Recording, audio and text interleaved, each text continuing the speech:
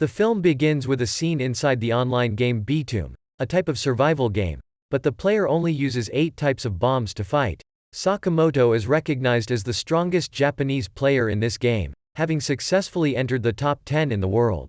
But in contrast to the aura in the game, in real life Sakamoto is a failed young man. When he was 22 years old, he still had to live off his parents and refused to find a job. Waking up in a forest, Sakamoto has absolutely no memory of how he got here, only to see a green object attached to the back of his hand, along with a strange bag lying next to it. Panicked with what was happening, Sakamoto ran, but unfortunately tripped and ran straight to the shore, so he learned that the place he was on was a deserted island. Trying to calm down, Sakamoto remembered that after arguing with his mother about work, he went to a convenience store to buy food and met 2 strange men, and couldn't remember what happened next. Quickly handling some of the food he brought, Sakamoto curiously tapped a cube inside the bag just now and saw it start to count down. Instinctively, he hastily threw it away, and a huge explosion occurred shortly after, causing Sakamoto to really panic. At this moment, from afar, a young man approached. Sakamoto happily called out because he thought he had met someone in the same situation, but did not expect the young man to respond to him with a bomb. The explosion just now made Sakamoto feel like he was participating in a real-life battle. He quickly packed up his things and ran away, but was still pursued by the other guy. After finding a suitable location, Sakamoto threw a bomb at the young man, but it did not explode. He quickly realized that the type of bomb I possessed was a timer type. And with the experience of a longtime gamer, Sakamoto quickly lured the enemy to the shore and planted a bomb to finish him there. After the first night almost died on the island, Sakamoto fainted until he opened his eyes to find himself lying next to a stream. Before his eyes was a beautiful girl with a suitcase full of food. Discovering the stranger, the girl immediately turned around and ran into the forest.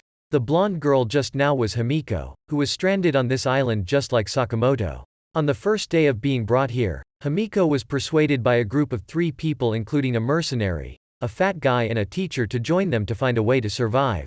After that, to strengthen Himiko's confidence, the other 3 gave all bomb and food to her manager. At noon, a plane began to drop relief boxes on the island. Himiko's group quickly obtained one of them and began to divide the food. The teacher returned last, saw his comrades split the map without waiting for him, then got angry and shouted loudly, so he was killed by the mercenary, causing the fat man and Himiko to panic. At night, when they all went to sleep, the fat man suddenly asked Himiko to take all the food and weapons to escape, before the mercenary found out. However, halfway through, Himiko realized that the fat guy was not a good thing, so he used a stun gun to knock him out and ran away. Having found a temporary hiding place, Himiko recalled something that happened a few days ago, when she took her friends to meet the seniors in a band, and her friends got screwed by those bastards. Perversion. Himiko arrived later and saw with her own eyes her best friend being dragged into the room, but she could not save her and could only try to run away. Call the police. Although those bastards were later arrested, since then Himiko has been hated and cursed by her own friends. Returning to the present, the fat man now found out where Himiko was hiding, and quickly pinned her to the ground to stop the game. Himiko, after desperately calling for help, decided to use a ticking time bomb to die with the fat man, making him extremely scared and hurriedly ran away. But in the end the fat guy still couldn't escape, and was turned into roast pork by the bomb in Himiko's hand. The next day, Himiko went to a stream to bathe, and this was also when she met Sakamoto. After Himiko ran away, Sakamoto discovered that the stone on the back of his hand could be used as a radar in Btooom, so Sakamoto would try to use it to scan Himiko's location, but eventually found an uncle who was going to the toilet named Tyra. Due to the same circumstances and both having no intention of killing, the 2 decided to join forces to survive together. Tyra then revealed to Sakamoto that many people like them were captured and brought to this island. According to the administrator, each person will be given one of the 8 types of Btooom bombs, along with a chip on the back of the hand, and the condition to leave the island is to collect all 8 chips. There, while the 2 of them were talking, the plane dropped a rescue kit, and the suitcase Sakamoto was aiming for was taken by an older sister who came first. However, it was also his luck that the other sister was immediately killed, because someone had planted a bomb in the exact location where the suitcase landed. Right after that, a guy wearing sunglasses quickly walked over to get the suitcase, and didn't forget to take the chip that had just fallen from the other sister's hand. Witnessing the whole thing, Sakamoto felt extremely frightened, but he had no choice but to aim for another suitcase. Kira was an unfortunate boy who had to live with an abusive father since childhood, so even though he was only 14 years old, he had a criminal record of assaulting and raping 3 women. Currently, the father and son Kira and their lawyer have also been brought to the island, and he has just successfully helped the 3 of them get a supply suitcase. Even so, Kira was still tortured by his biological father, making him unable to bear it anymore, so he attached a bomb to his body, causing him to explode. When the lawyer saw this, he panicked and ran away. After that, Sakamoto and Taira tracked the suitcase to find, and had to witness the horrifying scene before their eyes. No longer chained, Kira unleashed her instincts, frantically attacking Sakamoto and Taira, forcing the 2 to quickly retreat. However, while running away, Taira tripped and was unable to continue moving. With no other choice, Sakamoto had to return to fight Kira head-on. Due to being also a challenger in Btooom, Kira is extremely confident with her ability to solo mine. Meanwhile, Sakamoto, it seems that he still hasn't adjusted to the current situation, so he is completely overwhelmed by Kira.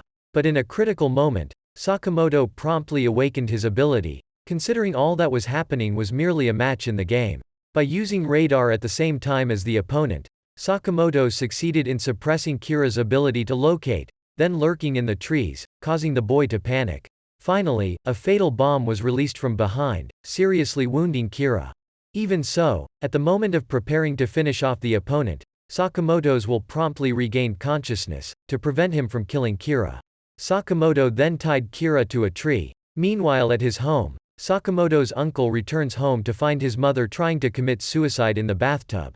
But when she sees her son getting worse and worse, she secretly signs up for him. Sakamoto participates in a deadly game on a deserted island. Suddenly seeing the fat man's body falling from the waterfall, Sakamoto decided to climb up to scout the situation. There he once again encountered Himiko. However, this time she didn't run away anymore, but stayed to fight. Though Sakamoto raised his hand to surrender and asked Himiko to join them. But right now Himiko was losing all faith in men, so she immediately threw a bomb at Sakamoto. Fortunately, due to the relatively weak throwing power, he was able to keep his life.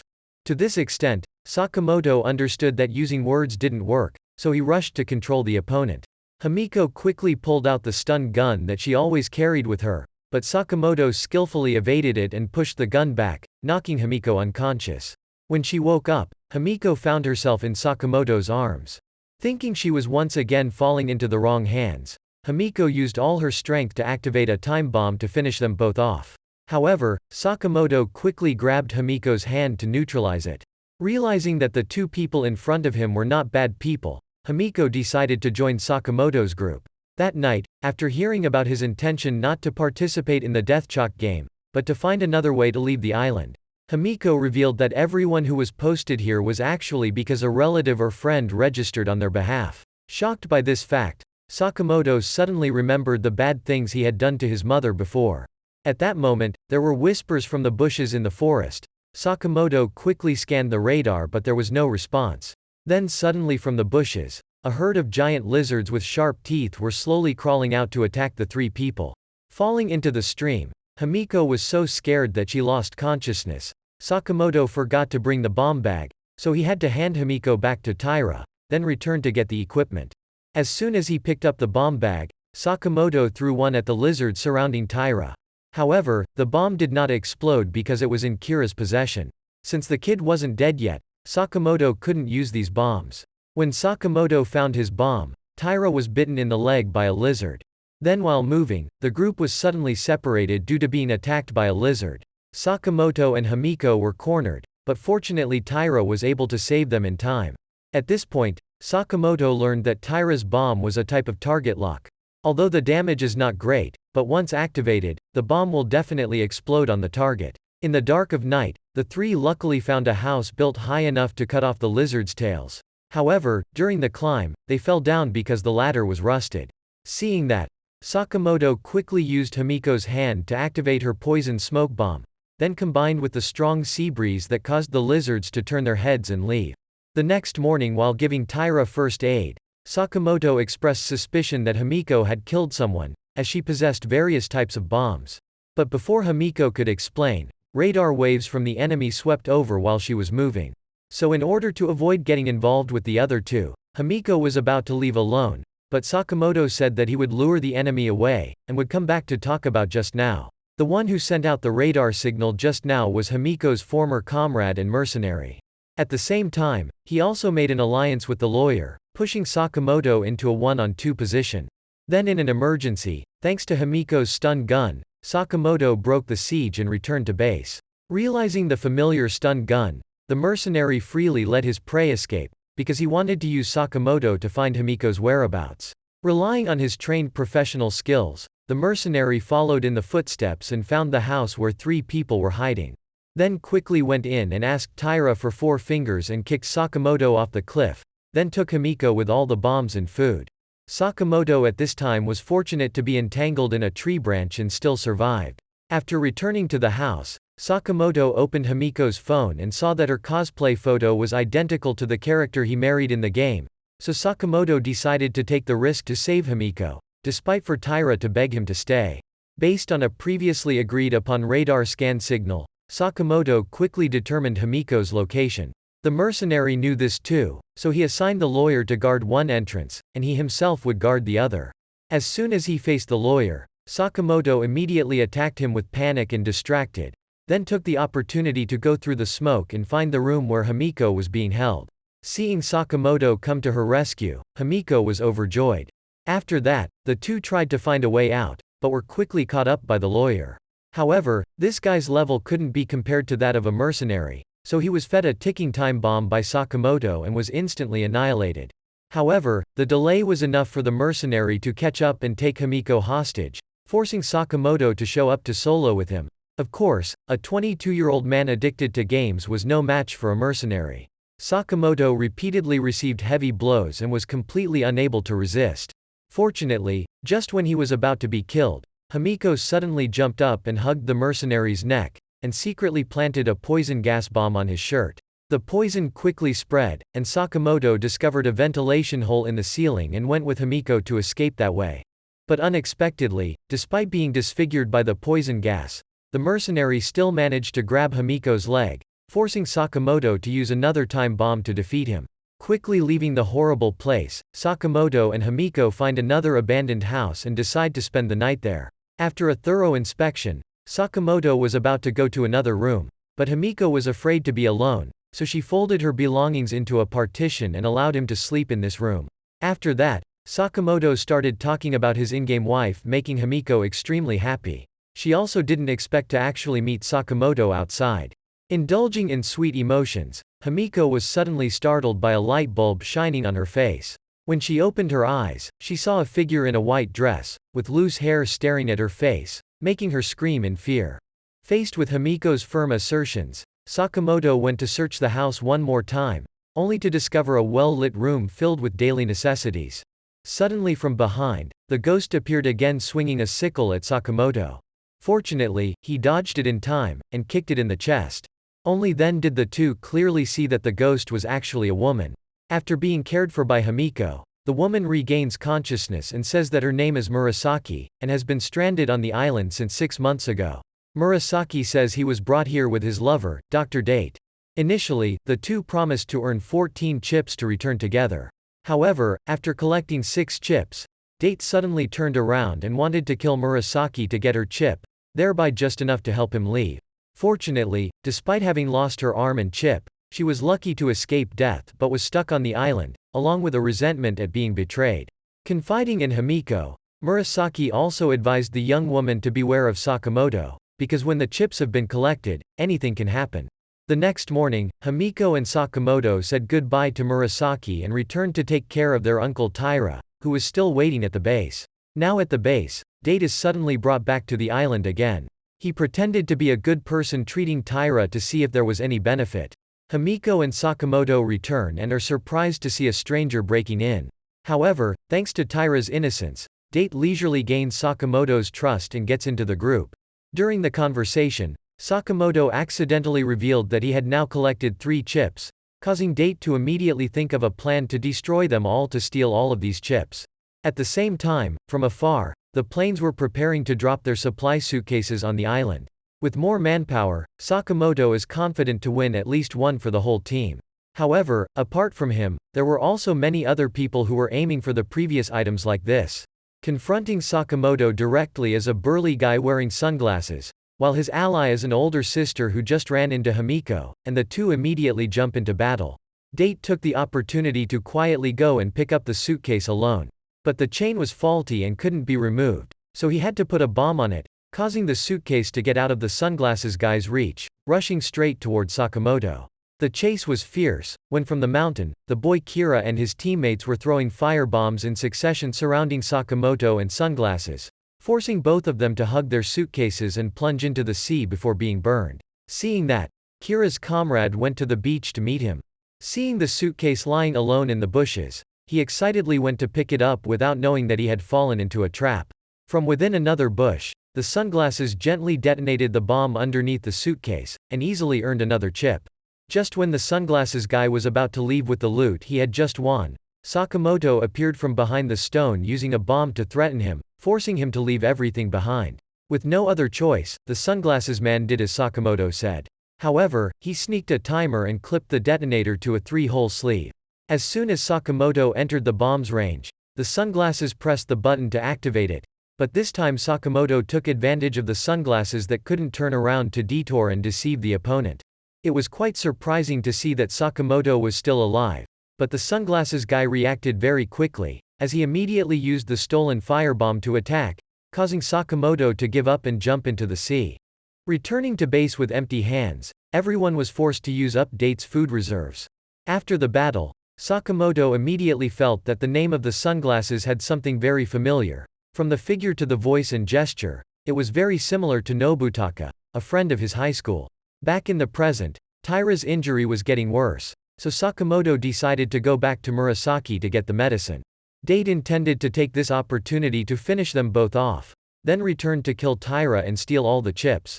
Along the way, Himiko revealed to Sakamoto that Date had bombed her, but was ignored by him.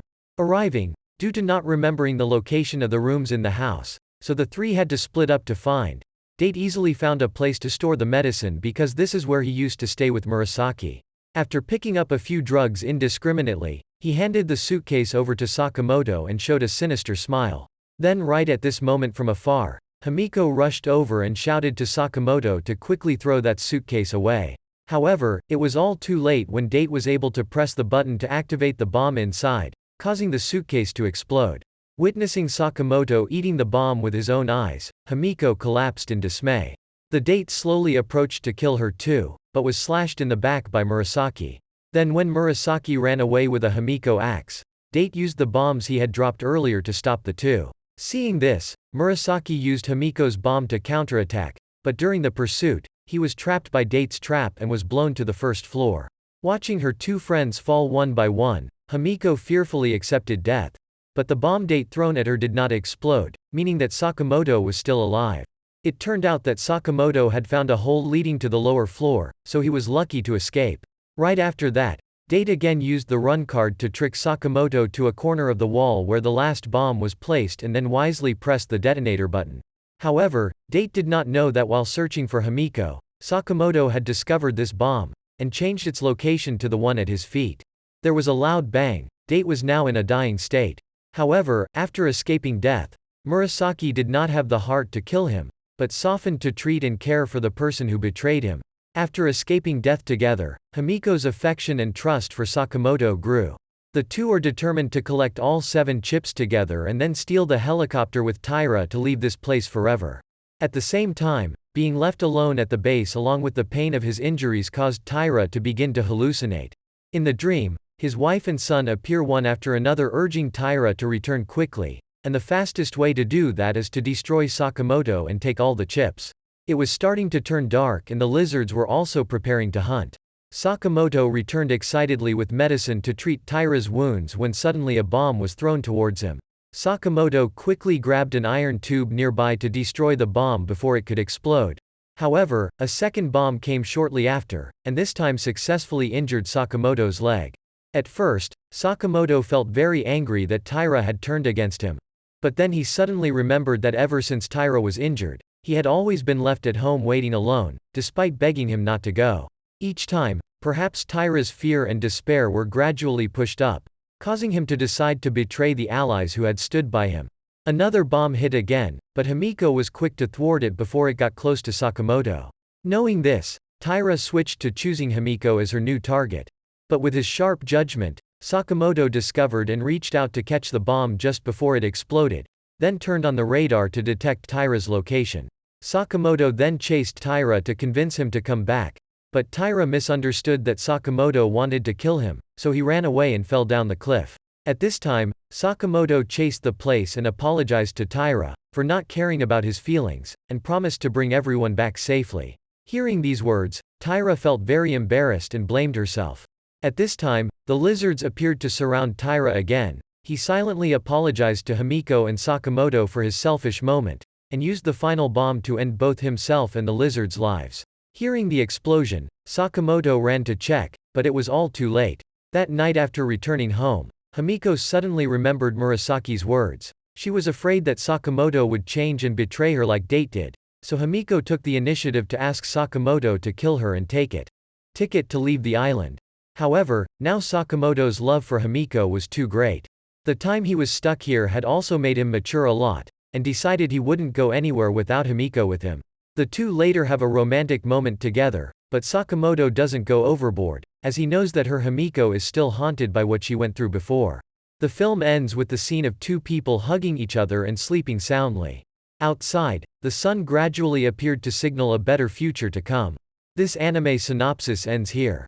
If you find the video interesting, don't forget to click like, subscribe to the channel and leave a comment below to support me.